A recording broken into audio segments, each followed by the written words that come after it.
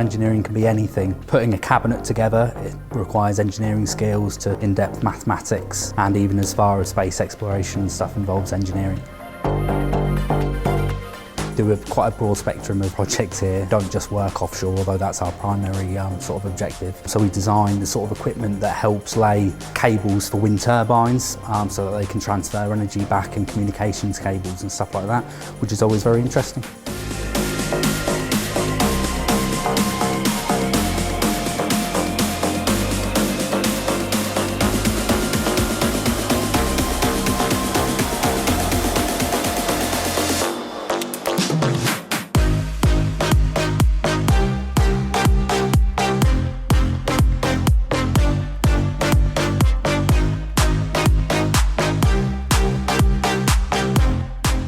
So I grew up in Malaysia. I went to a boarding school and I chose to do engineering. So that started, I think, at the age of 15 or 16, where you start to stream into engineering.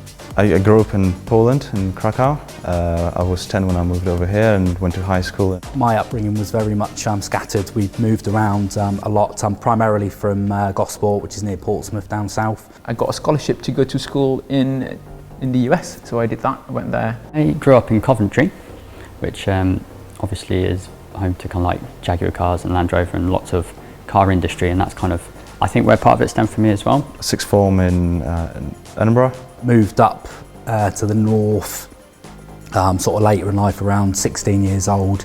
I then joined the military at 16, so I stayed in this area. Did maths and physics, as I said, as well as chemistry and music at A level. Studied in Newcastle University. And then I won another scholarship to come to the UK to study my master's in engineering. Professor Wayne Zielinski was hard at work on his new invention. This thing works. It'll put us right up there with the invention of electricity. That didn't quite work. Did you get the machine to work? A few more bugs to get out. Then something quite unexpected Where are happened. the kids?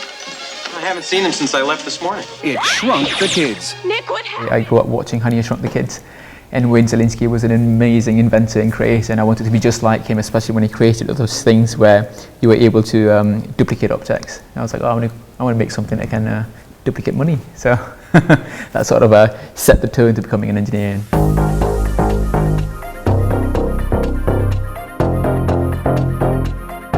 Definitely Legos.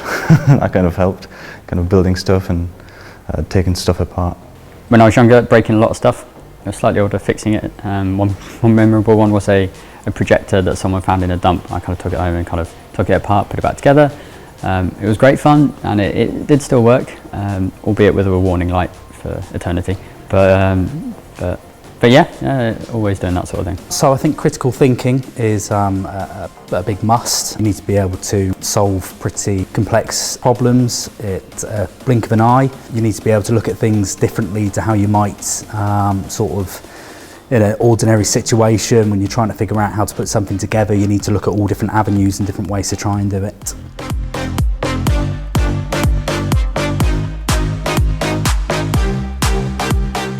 In engineering work in general, it's always a great feeling to see something that's evolved from a concept onto paper to something that exists out in the real world. So especially in the offshore industry, everything that you work with, you design, are humongous. They're big. They give you such a sense of accomplishment if you've done it. So if you are the kind of person who love to see what you've worked materialize to something that is quite grand and big, nothing gives you more of a sense of accomplishment than working in the offshore industry. We do such varied work, no day's the same. So you tend to find, and it's not the same, but obviously for everyone, but if you join a larger company, you might find yourself on a project for a long period of time, which can become quite tedious, whereas here, every week's different. You're on a different project, really quick turnaround, so it's interesting, very interesting. Communication skills is extremely important, not just in my particular role, but just in a client-facing role, an engineering role in general. Even if you don't have to communicate with your clients, you have to communicate effectively with your team members, with your colleagues at work. Like I said, a project can have many different moving parts, and everybody needs to be able to understand exactly what they need to do and how it affects the team members. So communication is exceptionally important, yeah. I think it's very well placed because it's got great access to team support and everything that has to offer, and some of the big kind of players in that area are based there. And and we've kind of done a lot of work with them, and they're kind of, yeah, they've got great facilities, they've got a lot of area, and they're quite near to some wind farms that are getting set up on the northeast. If you want something that's interesting, varies, and something that's going to really keep you on your toes, it's a perfect career for you. Inventive, creative kind of use of kind of figuring out how things work and what things do, and the natural progression for that is engineering. There's definitely good career prospects. You don't have to go into engineering with an engineering degree. There's anything you can do. The world's your lobster.